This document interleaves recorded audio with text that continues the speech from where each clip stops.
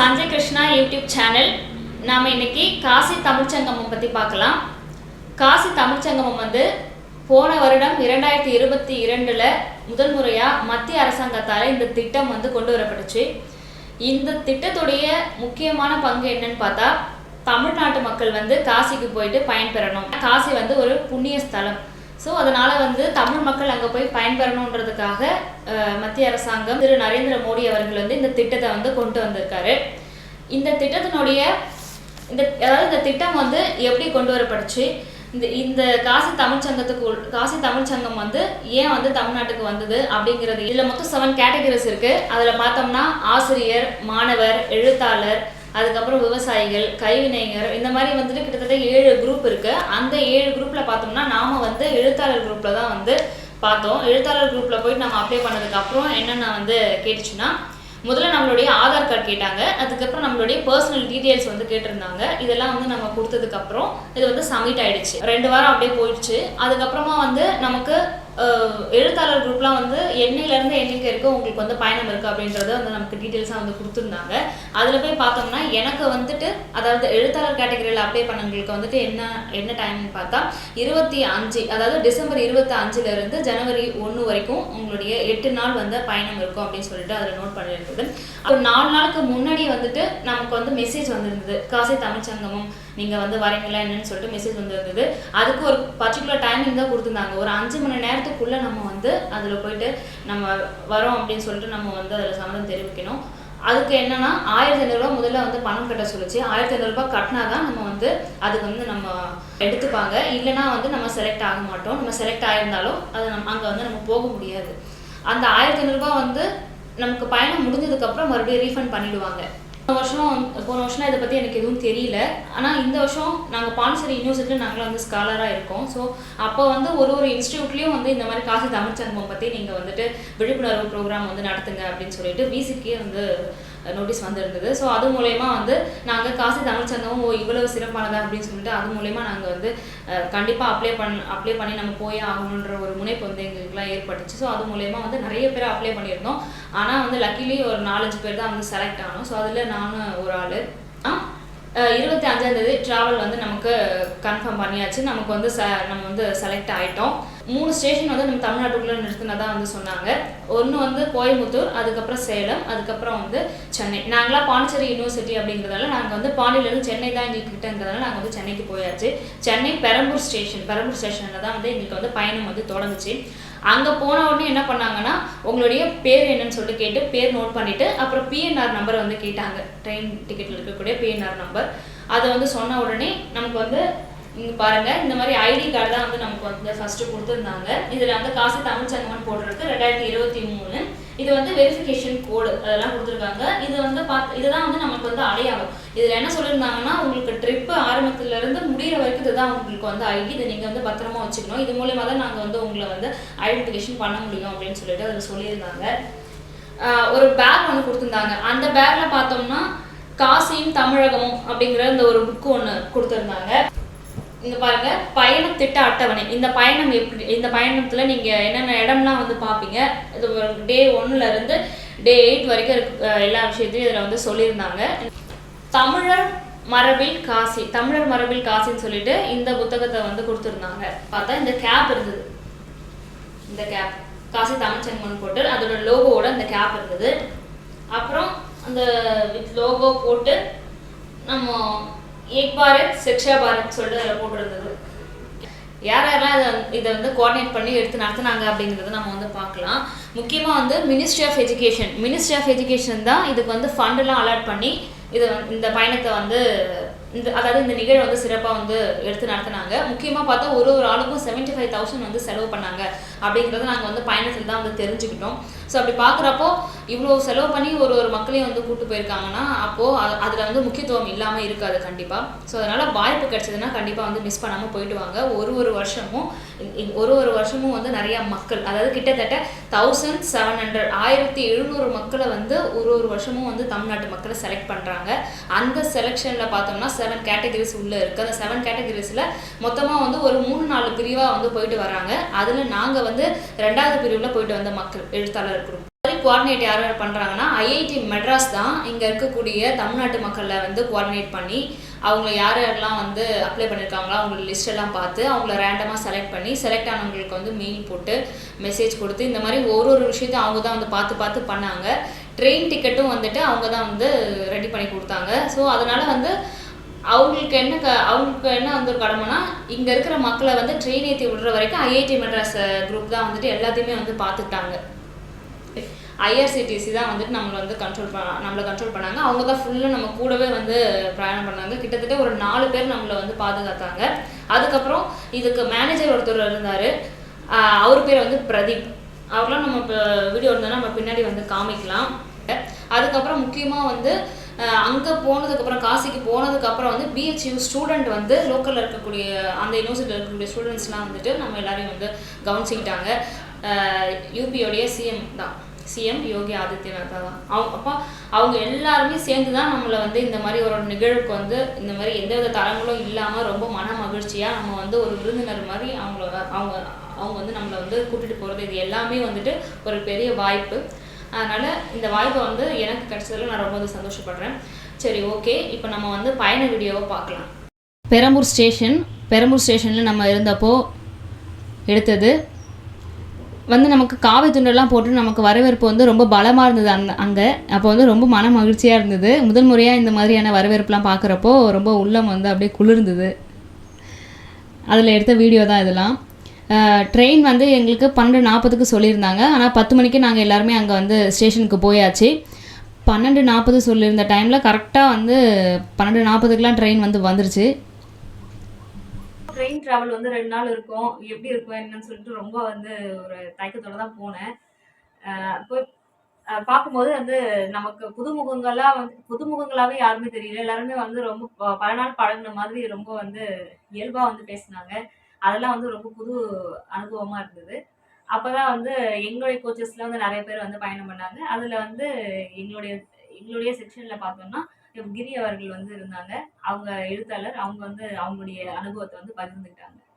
ஒரு மத்திய அரசு ஏற்பாடு செய்கிற ஒரு ப்ரோக்ராமில் ப்ளஸ் எல்லாருக்குமே இந்த காலகட்டத்தில் ட்ராவல் பண்ணுறதுக்கு தோதுப்படணும். இப்போ எழுத்தாளர்கள் இருக்காங்க வைங்களேன், அவங்களுக்கு வந்து ஒரு 1000 பேர் இருக்காங்க. அதில் ஒரு 50 பேருக்கு தோதுப்படலாம் இந்த சீசனில் ட்ராவல். ஒரு மாத காலம் முன்னாடி தான் நானும் வந்திருக்கவே மாட்டேன். அதான் சொல்கிறேன். இப்போ எனக்கு 7 குரூப்பில் நான் இதை சூஸ் பண்ணதுக்கு ஒரு ரீசன், அஃப்கோர்ஸ் நான் புக்கை எழுதியிருக்கேன், அது ஒன்று, எழுத்தாளர்ன்றது ஒன்று. இன்னொன்று, இந்த டைம் எனக்கு கரெக்டாக சூட் ஆச்சு. இந்த 1 வீக் எங்களுக்கு ஆஃபீஸ்லாம் லீவு, இயர் எண்டுங்கிறதால என்னால். இது வந்து 25 நைட்டு ஒரு 10 மணிக்கு மேலே எடுத்த வீடியோங்க. அதுக்கப்புறம் ஒரு 10:30 மணிக்கு நம்ம எல்லாருமே வந்து படுக்க போயாச்சு. நல்ல உறக்கம் அன்னைக்கு. இது காலையில் விடிஞ்சதுக்கப்புறம் 26 காலையில் விடியுது, ஒரு 7 மணி போல் இருக்கும் அந்த டைம். அது இப்போ சும்மா வந்து நம்ம எழுந்து ரெஃப்ரெஷ் ஆனதுக்கப்புறம் வெளியில் எப்படி இருக்குது, அப்படியே ரொம்ப புத்துணர்ச்சியாக அப்படியே அந்த காலையை வந்து போச்சு. ஒரு ஸ்டேஷனில் வந்துட்டு இந்த மாதிரி ஜெய் ஸ்ரீராம் சொல்லிட்டு கொஷின்லாம் போட்டாங்க. அப்புறம் இங்கெல்லாம் வந்து வரவேற்றாங்க. இங்கெல்லாம் வந்து கீழெல்லாம் வர சொல்லி வரவேற்றாங்க. எல்லாருக்கும் வந்துட்டு ஹாப்பியாக இருங்க, நல்லா வந்து ஜேர்னி என்ஜாய் பண்ணுங்கள், இது வந்து உங்களுக்கு பெரிய வாய்ப்பு, இது வந்து நீங்கள் நல்லா பயன்படுத்திக்கோங்க அப்படின்னு சொல்லிட்டு சொன்னது. அது எல்லாமே வந்து ரொம்ப உற்சாகமாக இருந்தது பயணத்தில். 283 சீட்ல வந்து அபார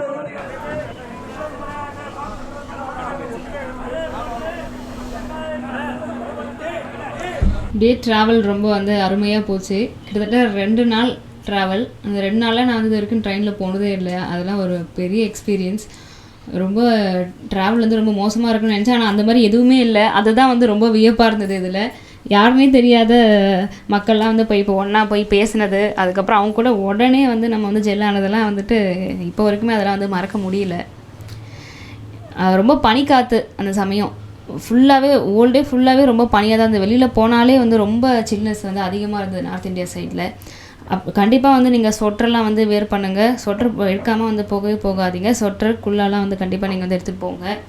நார்த் இந்தியா பார்க்குறப்பவே வந்து ரொம்ப புதுசாக இருந்தது. நமக்கு ஃபஸ்ட் டைம் நார்த் இந்தியா போகிறதுனால அதனுடைய எக்ஸ்பீரியன்ஸே வந்து ரொம்ப புதுசாக இருந்தது. ரொம்ப எக்ஸைட்டிங்காக அப்படியே நாங்கள் வந்து அதை வந்து வெயிட் பண்ணிகிட்டே இருந்தோம், எப்போ இறங்குவோம்னு சொல்லிட்டு. அதனுடைய கன்ஸ்ட்ரக்ஷன் எல்லாமே டிஃப்ரெண்ட்டாக இருந்தது, எல்லாமே ரொம்ப புதுமையாகவும் இருந்தது பார்க்குறதுக்கு.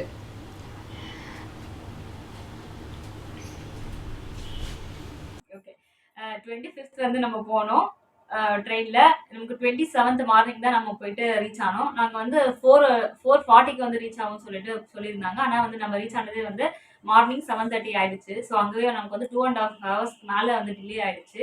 அதனால் அன்றைக்கி டே ஃபுல்லாகவே ரொம்ப ஹரிபரியாக தான் இருந்தது.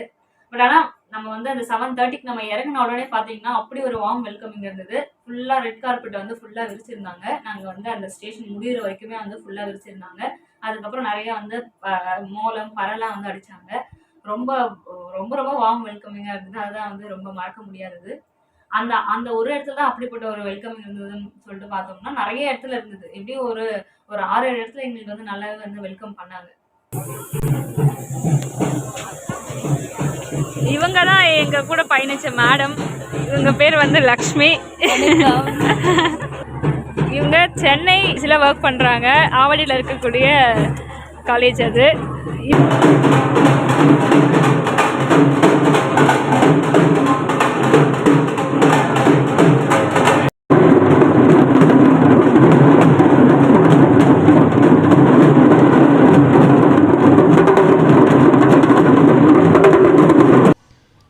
7:30க்கு நம்ம இறங்கினதுக்கப்புறம் ஒரு 1/2 hour நமக்கு வந்து வெல்கம்க்கே போயிடுச்சு.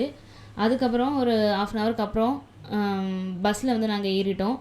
மொத்தம் 216 பேருக்கு வந்து 8 பஸ் வந்து ரெடி பண்ணியிருந்தாங்க. எங்களுக்கு கொடுத்த பஸ் வந்து 2வது நம்பர் பஸ்ஸு. அந்த 2வது நம்பர் பஸ்ஸில் இருக்கக்கூடிய மக்கள் தான் இவங்க.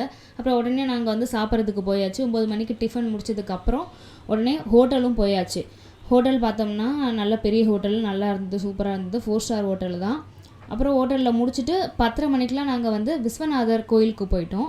விஸ்வநாதர் கோயிலுக்கு போனதுக்கு அப்புறம் அங்கே வந்து வீடியோலாம் எடுக்கக்கூடாதுன்னு சொல்லிட்டாங்க. அதனால் அதை எதுவுமே வந்து பண்ண முடியல. விஸ்வநாதர் கோயிலுக்கு அப்புறம் நம்ம வந்து மணிகர்ணிகா போயிருந்தோம். மணிகர்ணிகானா என்னென்னா, கங்கை நதி ஓரத்தில் பொணத்தை வந்து எரிய வைப்பாங்க. 24 மணி நேரம் அவங்க வந்து பொணம் எரிஞ்சிட்டே இருக்கும். அதாவது என்னென்னா, பூத உடலை புனித நீரில் வந்து கலக்கிறது தான் வந்துட்டு மணிகர்ணிகா. அதுக்கப்புறம் வந்து விசாலாட்சியை பார்த்தோம். காசி விசாலாட்சி வந்து அங்கே இருந்தாங்க. அவங்கள போயிட்டு நம்ம வந்து வழிபட்டுட்டு அதுக்கப்புறம் அன்னபூர்ணியை பார்த்தோம். அன்னபூர்ணியை பார்த்துட்டு தான் நமக்கு வந்து அன்னம் போட்டாங்க. அங்கே மதிய உணவு பிரமாதமாக இருந்தது. மதிய உணவு எல்லாமே வந்து சாம்பார், காரக்குழம்பு, மோர், அப்பளம், ரசம், இந்த மாதிரி நம்மளுடைய ஃபுட்டு தான் இருந்தது. அது எல்லாமே ரொம்ப அட்டகாசமாக இருந்தது. அன்றைக்கி மதியம் தான் நான் சொல்லப்போனால் வந்து ரொம்ப வயிறு நிறைய சாப்பிட்டேன். இது வந்து சாரநாத்தில் வடநாட்டு கலைகள் மூலயமா நம்மளை வந்து வரவேற்றாங்க. அதெல்லாம் வந்து ரொம்ப ஒரு மகிழ்ச்சியாக இருந்தது பார்க்குறதுக்கு.